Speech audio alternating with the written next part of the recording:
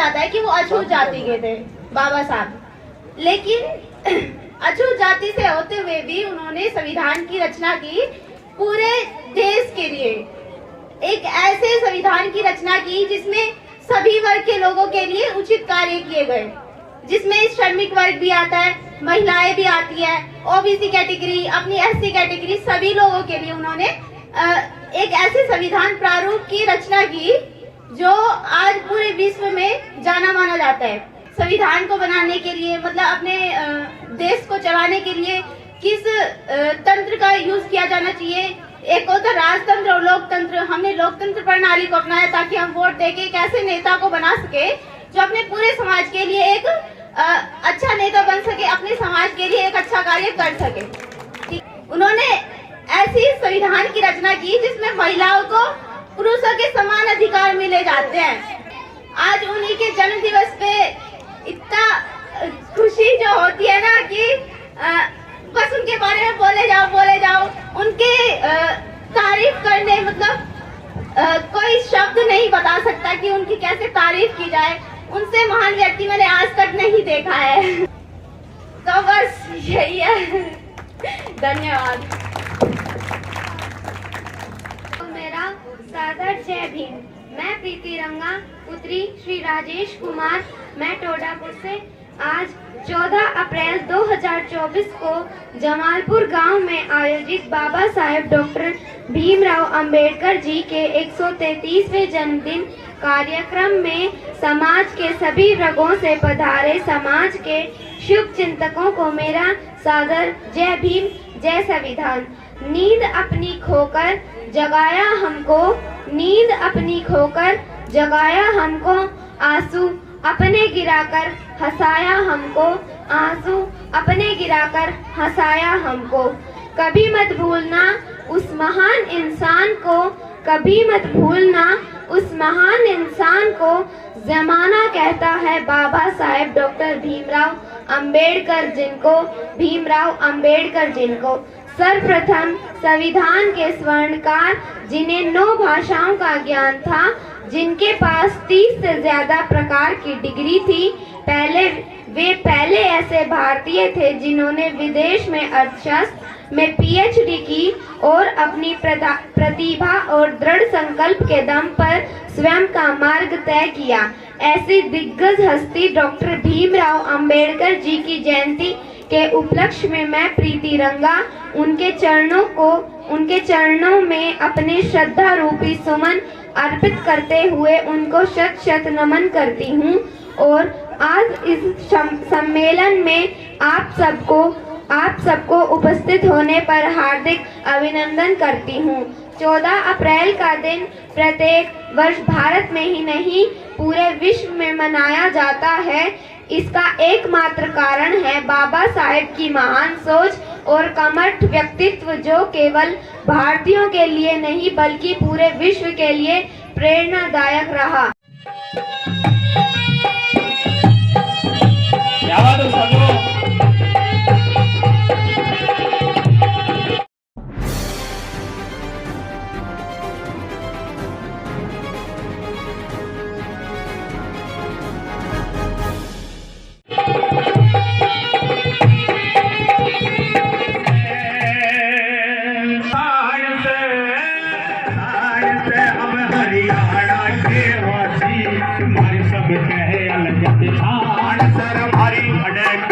की बोली सब बोलने की तो जान से हमारी अड़कड़ की बोली सच बोलने की तो जान से हमारी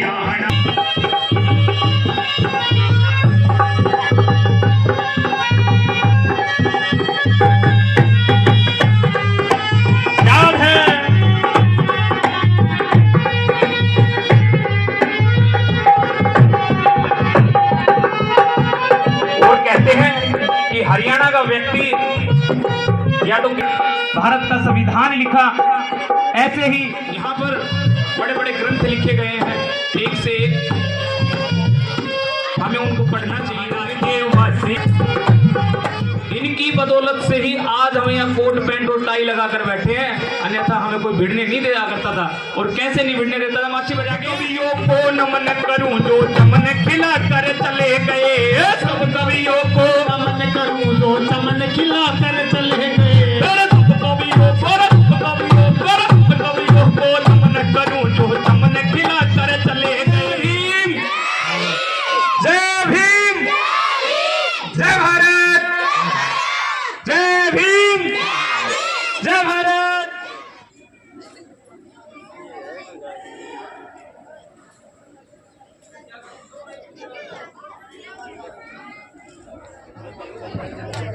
आयोजन कमेटी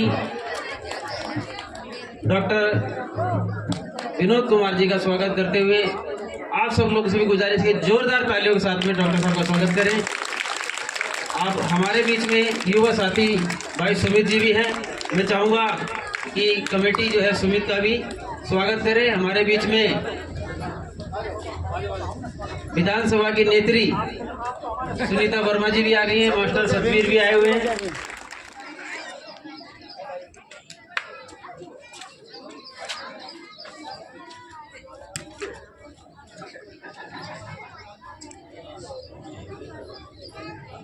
जोरदार तालियां जिसने पूरे हरियाणा में।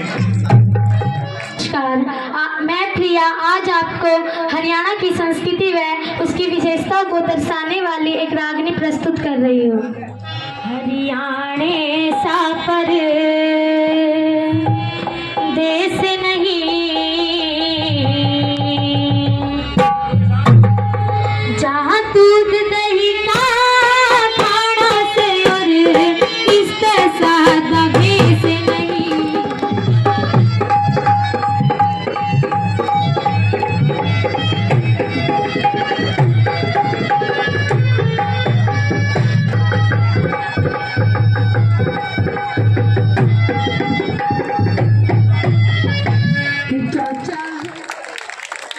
एक बार जोरदार तालियां।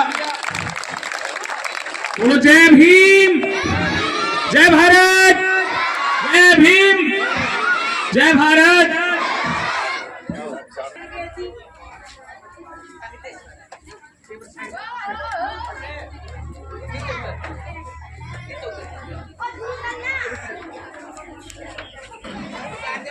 साथियों, बाबा साहब ने कहा मेरी जय जयकार करने मेरी जय जयकार करने से तुम्हारा कुछ भी भला होने वाला नहीं है।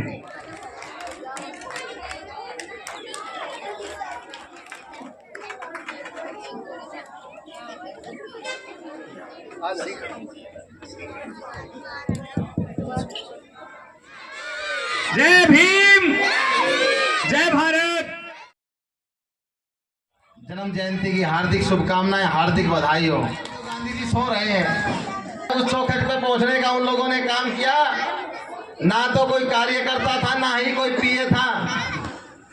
जैसे ही कुंडी खटखटाई तो बाबा साहब अम्बेडकर खुद चलकर आए और साथ ही जो बाहर से आने वाले लोग थे उनकी आंखों में आंसू थे, उनकी आंखों में आंसू थे। हे बाबा साहब, रात को जब हम 11 बजे गांधी जी की मकान पे गए तो उनको पीए ने 11 बजे कहा गांधी जी सो रहे हैं। और जब रात को 2 बजे हम आपके मकान पे आए तो आपने स्वयं दरवाजा खोलने का काम किया। तो बाबा साहब ने बात कही थी उस टाइम उन लोगों को कि आज गांधी जी के समाज के लोग जाग रहे हैं और मेरे समाज के लोग सो रहे हैं। जिस दिन मेरे समाज के लोग जाग जाएंगे उस दिन मैं सो जाऊंगा। मेरे बुजुर्गों, नौजवान हो तो जिंदा नजर आना जरूरी है। मेरे सम्मानित बुजुर्गों, नौजवान, आजकल दुनिया बहुत सी भूल बैठी है और भीम जैसा जमाने में दूसरा हो नहीं सकता। भीम जैसा जमाने में दूसरा हो नहीं सकता। भीम को चाहने वालों, भीम को जानकर देखो। भीम को चाहने वालों, भीम को जानकर देखो, भीम एक सच्चा योद्धा था और योद्धा रो नहीं सकता, और योद्धा रो नहीं सकता। जो कुछ बनने की चाहत है तो बनकर भीम तुम देखो, जो कुछ बनने की चाहत है तो बनकर भीम तुम देखो। अगर तुम भीम बन जाओ तो काटे कोई बो नहीं सकता, तो काटे कोई बो नहीं सकता, और भीम जैसा जमाने में दूसरा हो नहीं सकता। तो आइए मास्टर सतबीर जी को मैं बुलाना चाहूँगा। बाबा साहेब और महाकारुणिक तथागत बुद्ध को इस मंच से नमन करते हुए, वंदन करते हुए, आप सभी को भी जो भी यहाँ आए हुए हैं सभी को कोटि कोटि अभिनंदन, शुक्रिया, धन्यवाद। और सभी को जय हिंद कहता हूँ कि केवल यदि आप जयंती के प्रोग्राम में आते हैं, बाबा साहब के बारे में दो बातें सुनते हैं और चले जाते हैं, और उनके विचारों को, आदर्शों को, सिद्धांतों के, उनके जीवन मूल्यों को यदि आप जीवन में नहीं उतार पाते हैं तो आप सबसे बड़े पाखंडी हैं। वास्तविक अर्थों में आपका आना यहाँ इस प्रोग्राम में तभी सार्थक होगा जब आप उनके जीवन मूल्यों को आत्मसात करते, ग्रहण करते हैं, उनकी शिक्षाओं और दीक्षाओं पर आप चल पाते हैं। अगर उनके जीवन मूल्यों को नहीं समझ पाते, आप उनकी 24 प्रतिज्ञाओं के बारे में अगर आप नहीं जानते, तो मैं नहीं समझता कि आपका इस कार्यक्रम में आना सफल है या आना कोई सार्थक है। हमें बाबा साहब को जानते सभी हैं, आप और हम सब जानते कि बाबा साहब है, ये तस्वीर है, ये फोटो है, लेकिन बाबा साहब को जानना और बाबा साहब को मानना दोनों अलग अलग बातें हैं। हमें जानने की जरूरत नहीं, मानने की जरूरत है। हम केवल दिखावा करते हैं, देखा देखी करते हैं, एक दूसरे के अनुसार चलते हैं। हमने अपने दिमाग का, अपने विवेक का, अपनी समझ का इस्तेमाल करना बंद कर दिया है। हम बाबा साहब को सिर्फ 14 अप्रैल को जीवित करते हैं, बाकी दिन एक लंबी नींद पर उनको सुला देते हैं। हम ये दिखाना चाहते हैं 14 अप्रैल को भाई हम बाबा साहब के अनुयायी हैं, हम बाबा साहब को मानने वाले हैं, हम जानने वाले हैं, दिखाते हैं। लेकिन कितने लोग यहाँ ऐसे हैं जो वास्तविक अर्थों में बाबा साहब के जीवन के सिद्धांतों पर चल रहे हैं और उनके वास्तविक अनुयायी, अगर हम उनका केवल 2% भी अनुसरण करते हैं, केवल 2% भी, तो मैं मान लूंगा कि हम सही अर्थों में बाबा साहब के अनुयायी। मैं खुद एक शिक्षक हूँ, मैं शिक्षक हूँ, गवर्नमेंट जॉब है मेरी, टीचर हूँ मैं, और आपके पड़ोस में ही काशण गांव में कार्यरत हूँ, काशण सीनियर सेकेंडरी स्कूल में। मैं एक बात समझाना चाहता हूँ, शायद उससे आप बहुत कुछ समझ जाएंगे कि जब मैं टीचर हूँ, आपके अपने समाज से हूँ, दलित अनुसूचित जाति वर्ग से संबंध रखता हूँ, तो आज अगर हम किसी साथी से जो गवर्नमेंट जॉब लग जाता है उससे पूछें कि भाई किस तरीके से नौकरी लगा, तो बड़े गौरव से कहेगा मैं अपनी मेहनत से लगा हूँ। यही कहता है वो, मैं अपनी मेहनत से लगा हूँ। जबकि मैं ये कहता हूँ कि अगर वो ये कहता है कि मैं अपनी मेहनत से लगा हुआ हूँ, अपने प्रयास से लगा हूँ, तो मैं मानता हूँ कि वो सबसे महामूर्ख आदमी है। उसके पीछे वजह है, वो वजह ये है कि आप एक बात बताइए, अगर बाबा साहब हमें पढ़ने का, लिखने का अधिकार ही नहीं देते तो हमारी कहाँ से मेहनत काम आती? हम अपनी मेहनत से नहीं, बाबा साहब के दिए हुए अधिकारों से कामयाब हुए। पढ़ाई का अधिकार मिला और पढ़ाई के अधिकार के बाद हमें नौकरी लगने का, आरक्षण का अधिकार मिला, तब जाके हम कामयाब हो पाए। कहाँ इसमें हमारे क्या योगदान है? हमें तो जो कुछ मिला बाबा साहब की मदद, कोई प्रोग्राम करते, कार्यक्रम करते, बाबा साहब के इस तरह के आयोजन करते हैं, तो कुछ बहुत ही तथाकथित समझदार लोग, मैं उनको तथाकथित शब्द कहूंगा उनके लिए, वो एक बात कहेंगे अपने ज्ञान बखारने के लिए, वो कहेंगे कि भाई देख भाई प्रोग्राम कर रहे हो लेकिन राजनीति नहीं होनी चाहिए भाई। बड़े उस गौरव से कहेंगे, वो कहते हैं जैसे हम भी समझदार हैं। वो अगर ऐसे जो लोग कहते हैं कि भाई प्रोग्राम कर रहे हो राजनीति नहीं होनी चाहिए, तो मैं ये कहता हूँ कि इस मंच से साफ कहना चाहूंगा कि हमारे समाज के सबसे बड़े दुश्मन वही लोग हैं जो ये कहते हैं कि राजनीति नहीं होनी चाहिए। अरे राजनीति क्यों नहीं होनी चाहिए? बाबा साहब ने हमें राजनीति दी है। बाबा साहब जो कुछ है आज अपने आप में, जो कुछ भी, वो केवल और केवल राजनीति की बदौलत है। अगर उनमें से राजनीति निकाल दी जाए तो बाबा साहब ने कुछ नहीं है, खोखले हैं वो सिर्फ। आज हमें जो भी कुछ मिला है, जो भी कुछ, वो राजनीति से मिला है, किसी ने खैरात में नहीं दिया। चाहे हमें यहाँ बैठने का अधिकार हो, चाहे हमें नौकरी का अधिकार हो, चाहे पक्के मकान बनाने का अधिकार हो, चाहे हमें कोई और राजनीति, कोई भी जो हम लाभ ले रहे हैं वो सारा राजनीति की बदौलत मिला है। फिर हम राजनीति क्यों ना करें? हम राजनीति नहीं करेंगे तो कौन करेगा फिर? क्या राजनीति कोई और करे और हम राजनीति ना करें? तो मैं ये एक संदेश देना चाहता हूँ इस मंच से कि जो ये कहते हैं कि वह राजनीति नहीं होनी चाहिए, उस शब्द को हटा दिया जाए, राजनीति करनी चाहिए, क्योंकि हम राजनीति से प्राप्त सोचना समझना छोड़ दिया, हम होड़ा होड़ी में लगे हुए, देखा देखी में लगे, जो जैसा कर रहे हैं वैसे करते जा रहे हैं। अरे कभी अपने दिमाग का इस्तेमाल करें, अपनी समझ का इस्तेमाल करें, हम सोचे हमें हर चीज को तरक्की कसौटी पर कसना चाहिए और जो सत्य हो वो स्वीकार करना चाहिए, ना कि महिलाएं वो कौन सा वर्त है वो करवा चौथ, हाँ करवा चौथ बोलते करवा चौथ है, मगर ये क्या होता है बोले आपको नहीं पता। मगर तुम पढ़ी लिखी हो, डबल MA BEd हो, समझदार हो, तुम बता दो, मुझे तो नहीं पता। बोले जी पति की लंबी उम्र के लिए किया जाता है, आप भी करते हो, सभी पति की लंबी उम्र के लिए करते हो। बताओगे मुझे आपके व्रत के प्रभाव से कौन सा पति 200-250 साल का हो गया है? कोई 200-250 साल का? क्यों भाई? मुसलमान तो नहीं करते, क्या वो हमसे कम जीतते हैं? ईसाई तो नहीं करते, क्या वो हमसे कम जीतते हैं? मैंने इसको एक बात समझाई, मगर कुछ नहीं है, रहने दे, व्रतों के प्रभाव से कोई उम्र नहीं बढ़ती है, इसलिए मेरी बात माननी स्वीकार करी। आज तक व्रत नहीं किया, मैं तो जिंदा हूं, ना ये विधवा हुई, ना ये विधवा हो। यही हमें जीवन में करना होगा। अगर आप इस चीज को समझो जब, तो यही पाखंड है, यही अंधविश्वास है, यही नासमझी और यही नादानी है जो हम बगैर सोचे समझे कर लेते हैं। दूसरे कर रहे हैं। अगर आप लोग इस मंच से, इस कार्यक्रम से, इस आयोजन से अगर आप ये सीख लेकर जाओगे कि भाई हमें वही जीवन में करना चाहिए जो सत्य है, जो सार्थक है और तरक्की कसौटी, ज्ञान और विवेक की कसौटी पर खड़ा है, अगर वो आप करोगे तो निश्चित रूप से आज का कार्यक्रम सफल रहेगा और आपका जीवन सफल रहेगा और बाबा साहब का सिद्धांत और आदर्श सफल रहेगा। बहुत बहुत धन्यवाद। जय भीम। ये रुतबा भी मेरे सर को आपके संविधान से मिला है, औरों को मिला होगा मुकद्दर से, लेकिन हमें तो मुकद्दर भी बाबा साहब आपके संविधान से मिला है, आपके संविधान से मिला। आप सभी को बाबा साहब के जन्मदिन की बहुत बहुत बधाइयाँ, बहुत बहुत शुभकामनाएं। बाबा साहब ने किस तरीके से संघर्ष करके, अपने परिवार का बलिदान देकर,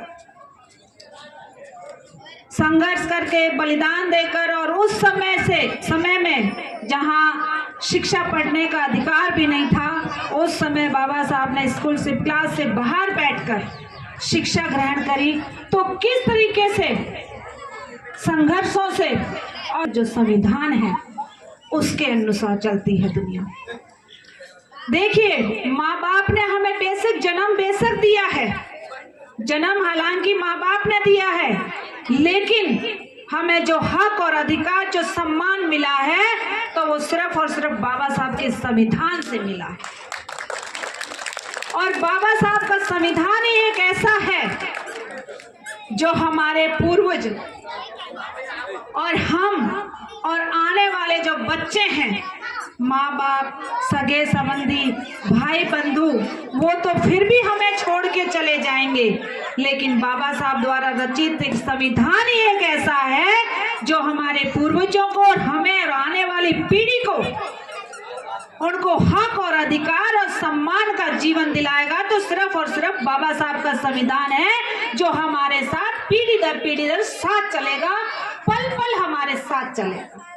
तरीके के जब प्रोग्राम होते हैं तो उस प्रोग्रामों में महिलाओं को जरूर आगे आना चाहिए, क्योंकि मेरा मानना है कि जब महिला निकलेगी तो एक महिला के साथ साथ बच्चे भी आएंगे, जेंट्स भी आएंगे, एक तरीके से पूरा परिवार आए। महिलाओं से आग्रह करना चाहती हूँ, यानी पूरे परिवार से आग्रह करना चाहती हूँ कि जो भी महापुरुषों की जयंतियाँ होती हैं उनमें परिवार समेत शामिल हुई।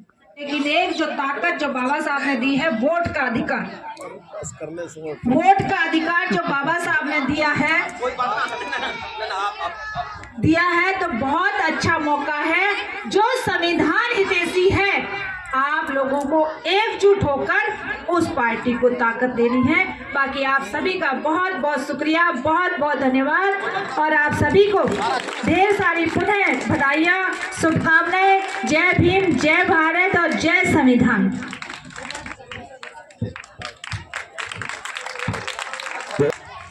अम्बेडकर की जयंती पर उन्हें भावभीनी श्रद्धांजलि देते हुए निश्चित नमन करती हूँ।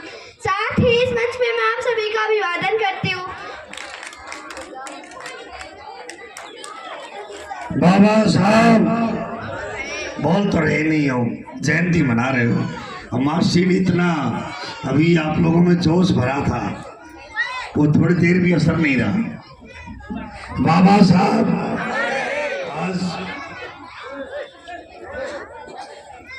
उस युग पुरुष की जयंती पूरे देश में ही नहीं पूरी दुनिया में मनाई जा रही है। और आज आपके यहाँ भी गांव जमालपुर में बाबा साहब की जयंती के उपलक्ष्य में आयोजित इस कार्यक्रम में हमारे गांव के सरपंच साहब मनीराम जी, हमारे इस समिति के प्रधान विजेंद्र जी, पवन जी, राजकुमार जी, गोविंद जी, राज सिंह मास्टर जी, मनोज जी, संतराम जी, देवेंद्र पंच जी, अनिल जी, विजय जी, रामकिशन जी, इमरत जी, राजेश रंगा जी, मनोज यादव जी, पत्रकार विमल वर्मा जी, मेरे साथ आए दयाराम चेयरमैन साहब, विनोद जी, डॉक्टर विनोद जी मुझसे पहले बोल रहे थे, अमर सिंह जी, हमारी बिटिया जिसने बहुत अच्छा अभी हम सब लोगों को गाकर सुनाया, और सभी विद्वान हमारी मातृशक्ति प्यारे बच्चों,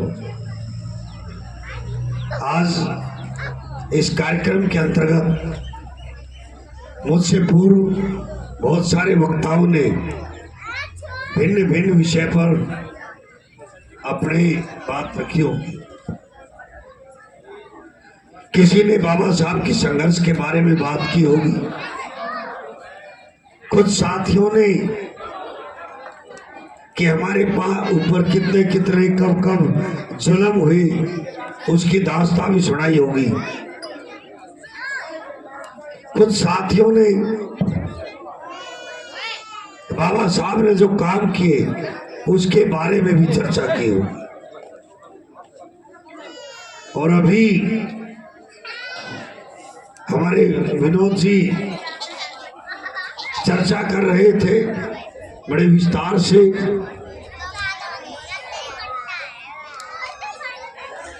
अब देखो, मैं मास्टर तो हूं नहीं, मैं तो बैंक का हूं, अपना सीधा साधा आदमी, इतना लंबा तो हम बोल नहीं सकते आपकी तरह 1 घंटा तो।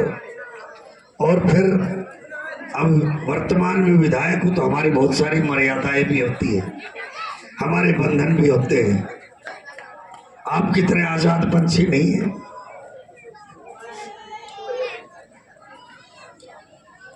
लेकिन सबसे पहले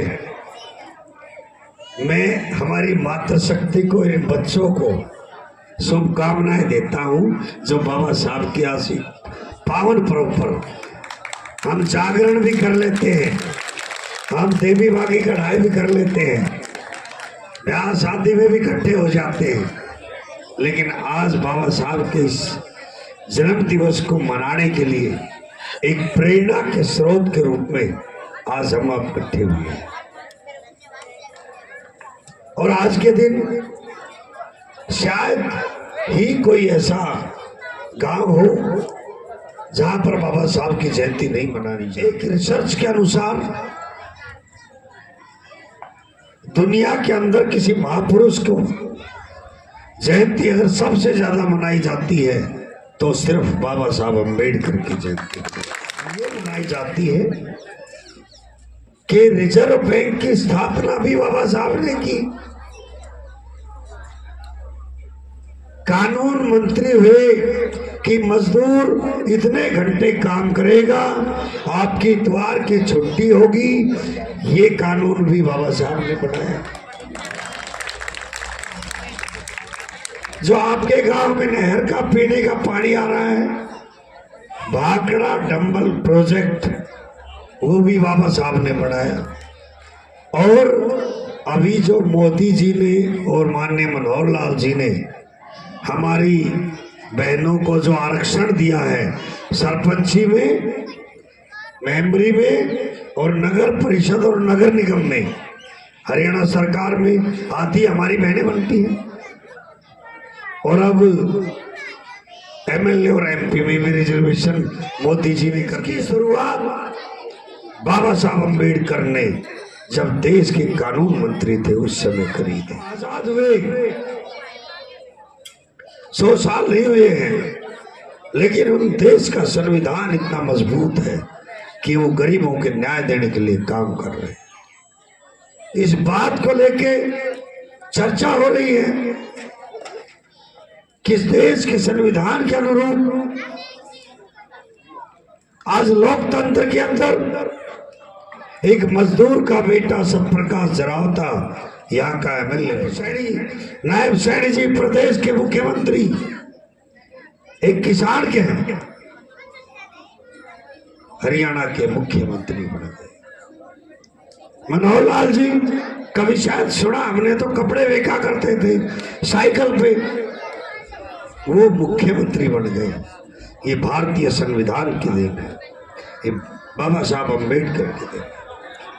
और यही सपना बाबा साहब का था कि समाज के अंदर हर वर्ग को हिस्सेदारी मिले, हर वर्ग शिक्षित हो, सबको समान विकास मिले, एक समता मूलक समाज की स्थापना हो, और तथागत गौतम बुद्ध का जो उपदेश है कि हम आपस में बिना भेदभाव के भाईचारे से रहें, प्यार करुणा और ममता से रहें। बाबा साहब ने कभी नहीं कहा कि हम एक दूसरे के खिलाफ तलवार उठाएं, आंदोलन करें, जहर फैलाएं, कभी नहीं कहा। उन्होंने कहा कि शिक्षित बनाओ और आगे बढ़ाओ। और उसी पर हमारे हरियाणा के मुख्यमंत्री मनोहर लाल जी भी 1966 में हरियाणा बना, 2014 तक सिर्फ सिफारिश और पैसे पे नौकरियां मिलती थी, मेरिट पे नहीं मिलती थी।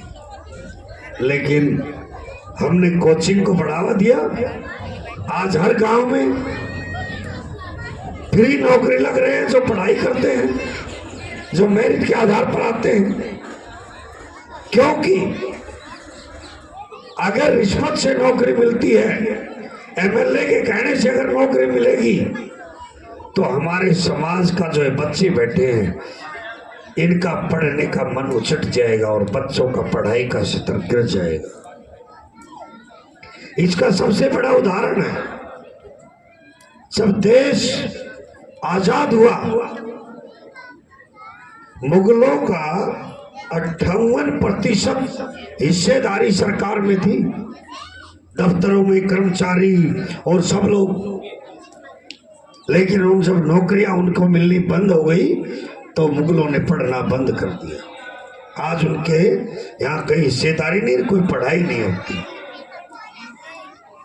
और आज अगर जगह जगह हम कोचिंग सेंटर शुरू करा रहे हैं, उनको सपोर्ट कर रहे हैं कि मेरिट पे इस बच्चे को भी उम्मीद है, इस बच्ची को उम्मीद है कि हम मेरिट पे जाएंगे, मेहनत करेंगे, कोचिंग लगाएंगे और हम अफसर बनेंगे। और सबसे बड़ा प्रमाण आपके सामने खड़ा है। मैंने जिंदगी में सिफारिश नहीं लगाई, मैं बैंक में लगा, एसएससी में लगा, चेयरमैन बना और विधायक बना, टिकट मिली, लेकिन कभी सिफारिश नहीं लगाई। मैंने एक ही बात कही, यदि मेरी मेरिट हो तो मुझे दे देना। और आज भी मैं इलाके में जाता हूं, गांव में वोट मांगने, एक ही बात कहता हूं कि यदि मैंने इलाके की आवाज उठाने में किसी भी विधायक से 50 साल में 1% भी कम रहा हूं, तो आप मुझे मत देना। जब समाज की बात आई, दलितों की बात आई, आरक्षण की बात आई, तो हरियाणा विधानसभा में सामने खड़ा हो गया अपने ही सरकार के। जब इलाके की बात आई तो वहीं पर खड़ा कर दिया हमारे किसानों की। जब बात आई तो डिप्टी सीएम को, जब हमारे सनातन धर्म पर बात आई तो वहीं पर मामन खासियाड़स गया आपका विधायक, किसी से कभी पीछे नहीं हटा। अगर काम की बात करें तो 1 दर्जन स्कूल, क्योंकि मुझे पता है मेरे बच्चों को पढ़ने के लिए घर घर में स्कूल चाहिए। +2 के स्कूल 1 दर्जन बनवा दिए, कभी नहीं बने थे। आज हर थोड़ी सी दूर चलो +2 का स्कूल है। पटौदी के अंदर सेक्टर 1 में कॉलेज तैयार हो रहा है, ताकि हमारी ये बेटियां जब पढ़ के जाए तो इनको गुड़गांव रेवाड़ी ना जाना पड़े, माँ को चिंता ना करनी पड़े कि वो रेवाड़ी गई है, पता नहीं कब लौटेगी, गुड़गांव गई है, कैसा माहौल है, कब लौटेगी। पटौदी में ही कॉलेज खिलवाया ताकि हमारी बेटियां पढ़ के और आगे अफसर बढ़ सके। ये बाबा साहब का मिशन है। माननीय मनोहर लाल जी से एक बार कहा था कि हमारे यहाँ यूनिवर्सिटी नहीं है, यूनिवर्सिटी भागरोला में बन रही है और PhD तक के कोर्स उसमें हम ला रहे हैं। और अभी 6 कोर्स हो जो हमारे इलाके में नहीं थे, मैंने शुरू कराए हैं स्पेशल, कि आर्किटेक्ट का जो DTP वगैरह पढ़ते हैं इनका कोर्स भी हमारे यहाँ शुरू करो। एक एक चीज पर आगे आगे बढ़ के काम कर रहे हैं हम। बीच में नहीं, बाद में बोल लेना, बीच में नहीं, लेकिन डिसिप्लिन नहीं है, नहीं बीच में बोलिए, बाद में आप बीच में बोलिए। देखिए या तो बुलाए नहीं, मैं छोड़ देता हूँ, नहीं आप बोल लीजिए, बोलो भाई, यही भाषण दे लेगा। बीच में नहीं, आपको सुनना पड़ेगा, प्रोटोकॉल है, सुननी पड़ेगी आपको, फिर क्या कोई बात करेगा।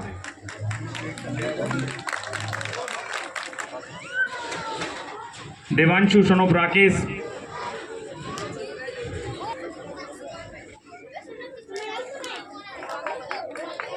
तो आइए Priya daughter of Nepal Singh, district में 2nd रनिंग 200 मीटर दौड़। अंशिका बॉक्सिंग में, प्रोफ मुकेश बॉक्सिंग में डिस्ट्रिक्ट में 2nd पोजीशन बनाई, क्या बात है, very good. Tapasya daughter of Dinesh 600 metre race में डिस्ट्रिक्ट में 2nd, क्या बात है, तालियां बजाते रहो भाई, बच्चों का उत्साह बढ़ता है तालियों से। Manisha daughter of Vikas 200 meter race में डिस्ट्रिक्ट में 1st पोजीशन बनाई, क्या बात है, तालियां बजाओ। सानिया डॉटर ऑफ टोनी, वो भी आ जाए। Manisha daughter of Vikas 200 meter race में डिस्ट्रिक्ट में 1st पोजीशन बनाई, बिटिया ने, तालियां बजाओ भाई। सानिया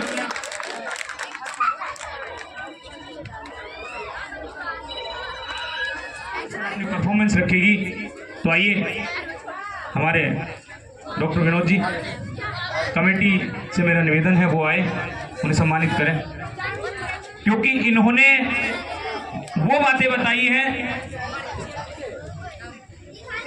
कम बातों में बाबा साहब का पूरा वर्णन कर दिया कि बगैर दवाई के इलाज नहीं है, दवाई तो लेनी पड़ेगी। जय जय भीम बाबा, जय जय भीम, जय जय भीम बाबा, जय जय भीम। मुक्तेश्वर दिशा साजे की वाणी सुन से लागे, जय जय भीम बाबा, जय जय भीम। मुक्तेश्वर दिशा साजे की वाणी सुन से लागे, गाँव गाँव और गली गली में जिसका डंका बाजे, जय जय भीम बाबा, जय जय भीम, जय जय भीम बाबा, जय जय भीम। दलितों के उत्थान को लेकर रहा जो सबसे आगे, लड़ा अकेले दुनिया से वो सुख दुख अपना त्यागे। आंखों में चंपा की ज्वाला, आंखों में चंपा की ज्वाला, होठों पे बाली।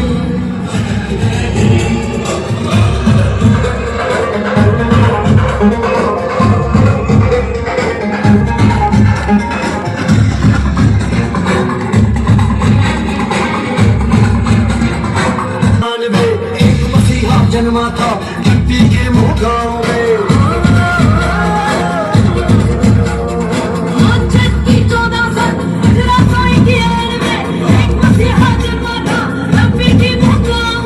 संयमों की कोख जिसे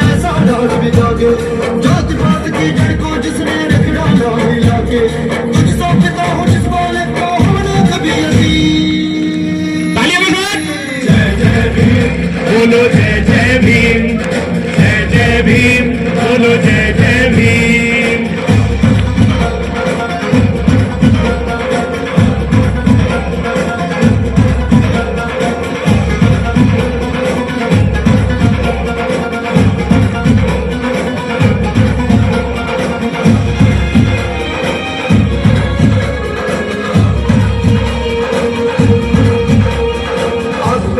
चश्मा सोहे हाथ में उनके पोथी, लिखकर संविधान जलाई लो की ज्योति।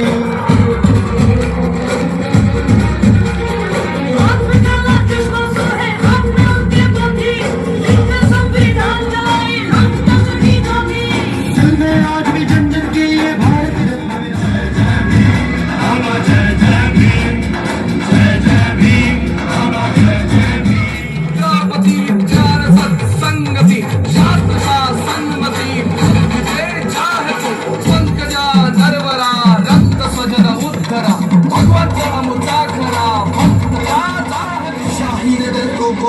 बुद्ध की राह दिखाई, दीक्षा भूमि नागपुर में दीक्षा उन्हें दिखाई।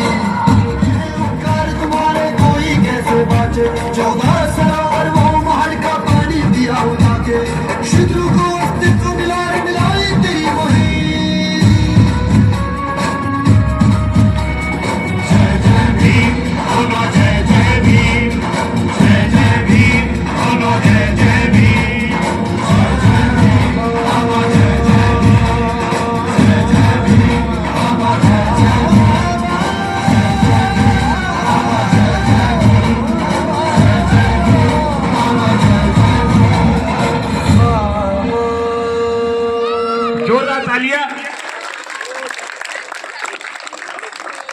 हमारे विधायक साहब बच्ची को 500 रुपए से सम्मानित करते हैं, उनका बहुत बहुत धन्यवाद। और 11,000 रुपए देकर तालियां बजाओ भाई। बाबा साहब की जो धूमधाम जयंती मनाई है, 11,000 रुपए।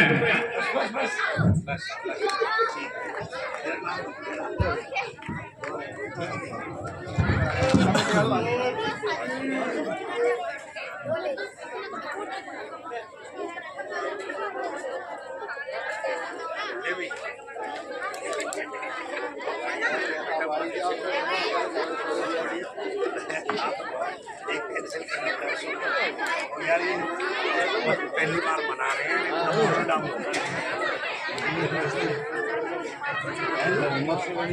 सुनाना चाहती हूँ।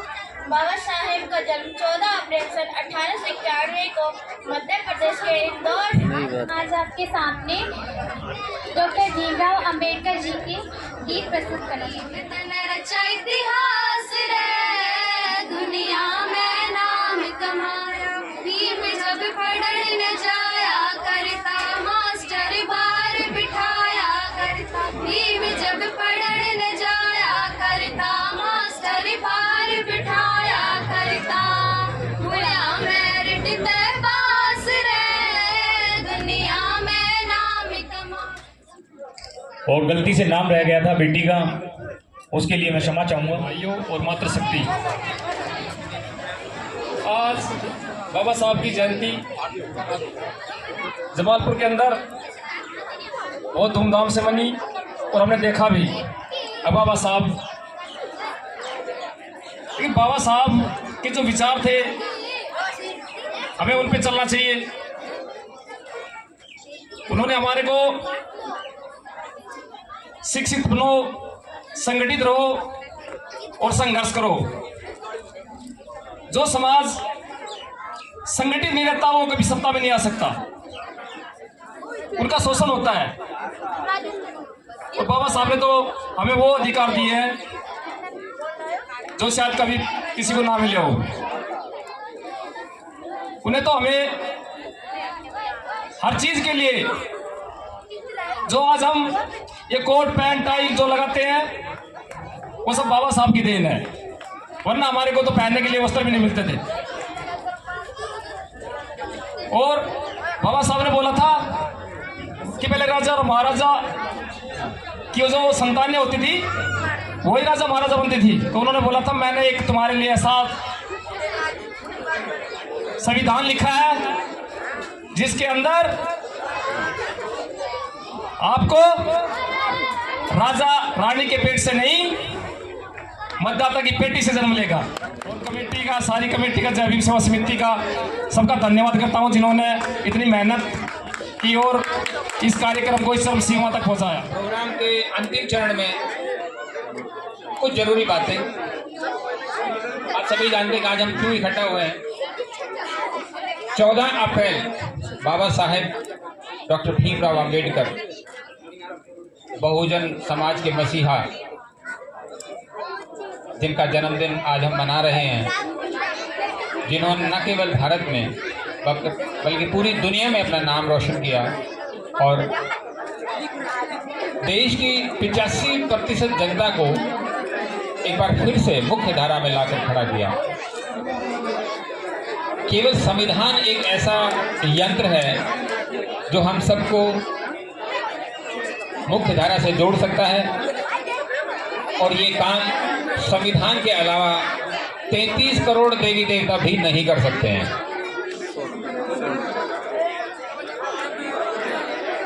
बाबा साहब की जयंती पर आयोजित इस कार्यक्रम की आयोजन कमेटी जमालपुर गांव के ग्रामवासी, माताएं, बहनें, प्यारे बच्चे, युवा साथी सब आज इस बधाई के पात्र हैं इस खूबसूरत प्रोग्राम को सजाने के लिए। शेर ने लोमड़ी को कहा कि इसकी सफाई करो और मेरे खाने का प्रबंध करो। लोमड़ी ने उसके शरीर के अलग अलग हिस्से करे और दिमाग खा लिया, बाकी शेर को दे दिया। शेर ने कहा कि शिकार तो मिल गया लेकिन इसका दिमाग कहाँ है। लोमड़ी ने कहा, राजा साहब, अगर इस गधे के पास दिमाग होता तो 2 बार के आक्रमण के बाद ये वापस नहीं आता। ये संदेश है उन सब वोटरों के लिए जो बार बार ठगे जा रहे हैं और अपनी विरोधी सत्ता के लिए काम करते हैं। आप सबने सुना, मुझे आपका बहुत बहुत धन्यवाद। जय भीम। आप सभी लोगों ने बहुत ही धैर्यपूर्वक इस कार्यक्रम को सफल बनाया, आप सभी का बहुत धन्यवाद। और जो सुबह से लेकर अभी तक इस कार्यक्रम को सुचारू रूप से चला रहे थे, मंच का संचालन भी कर रहे थे, गायन भी कर रहे थे, मैं आयोजन कमेटी से आग्रह करूंगा कि भाई नेपाल सिंह और उनकी पूरी टीम को सादर सम्मानित करने का ये काम की। भाई नेपाल सिंह की गायकी का भी जवाब नहीं और उन्होंने जो संचालन किया उसका भी कोई जवाब नहीं, क्योंकि कार्यक्रम की सफलता में नेपाल सिंह जी का जो योगदान है, सारी कमेटी की तरफ से उनका हार्दिक अभिनंदन है, धन्यवाद है। विमल जी स्टेज पर पहुंचे, कमेटी उनका सम्मान करना है।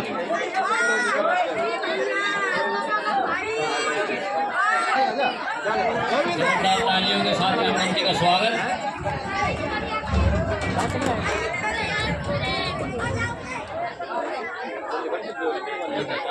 कमेटी से निवेदन है कि भाई मनोज यादव जो हमारे कार्यक्रम में पहुंचे, उनका धन्यवाद करें मोमेंटो देकर।